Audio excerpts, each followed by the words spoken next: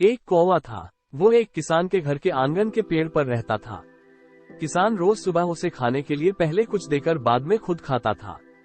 किसान खेत में चले जाने के बाद कौवा रोज उड़ते उड़ते ब्रह्मा जी के दरबार तक पहुंचता था और दरबार के बाहर जो नीम का पेड़ था उस पर बैठकर ब्रह्मा जी की सारी बातें सुना करता था। शाम होते ही कौवा उड़ता हुआ किसान के पास पहुंचता और ब्रह्मा जी के दरबार की सारी बातें उसे सुनाया करता था। एक दिन कौवे ने सुना कि ब्रह्मा जी कह रहे हैं कि इस साल बारिश नहीं होगी, अकाल पड़ जाएगा। उसके बाद ब्रह्मा जी ने कहा पर पहाड़ों में खूब बारिश होगी।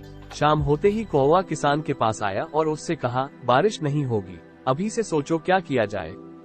किसान ने खूब चिंतित होकर कहा तुम ही बताओ दोस्त क्या किया जाए। कौवे ने कहा ब्रह्मा जी ने कहा था पहाड़ों में जरूर बारिश होगी, क्यों न तुम पहाड़ पर खेती की तैयारी करना शुरू करो। किसान ने उसी वक्त पहाड़ पर खेती की तैयारी की। आसपास के लोग जब उस पर हंसने लगे, उसे बेवकूफ कहने लगे। उसने कहा तुम सब भी यही करो।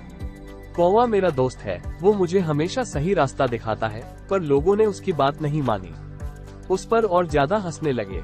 उस साल बहुत ही भयंकर सूखा पड़ा। वो किसान ही अकेला किसान था जिसके पास ढेर सारा अनाज इकट्ठा हो गया। देखते ही देखते साल बीत गया। इस बार कौवे ने कहा ब्रह्मा जी का कहना था कि इस साल बारिश होगी, खूब फसल होगी, पर फसल के साथ साथ ढेर सारे कीड़े पैदा हो गए और कीड़े सारी फसल के चौपट कर देंगे।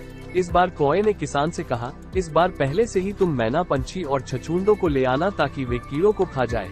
किसान ने जब ढेर सारा छछूंदों को ले आया, मैना और पंछी को ले आया, आसपास के लोग उसे ध्यान से देखने लगे, पर इस बार वे किसान पर हंसे नहीं। इस साल भी किसान ने अपने घर में ढेर सारा अनाज इकट्ठा किया। इसके बाद कौवा फिर से ब्रह्मा जी के दरबार के बाहर नीम के पेड़ पर बैठा हुआ था। जब ब्रह्मा जी कर रहे थे फसल खूब होगी पर ढेर सारे चूहे फसल पर टूट पड़ेंगे। कौवे ने किसान से कहा इस बार तुम्हें बिल्लियों को न्योता देना पड़ेगा, एक नहीं, दो नहीं, ढेर सारी बिल्लियाँ। इस बार आसपास के लोग भी बिल्लियों को ले आए। इसी तरह पूरे गाँव में ढेर सारा अनाज इकट्ठा हो गया।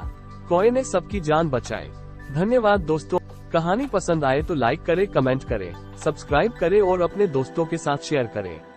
जय हिंद, जय भारत।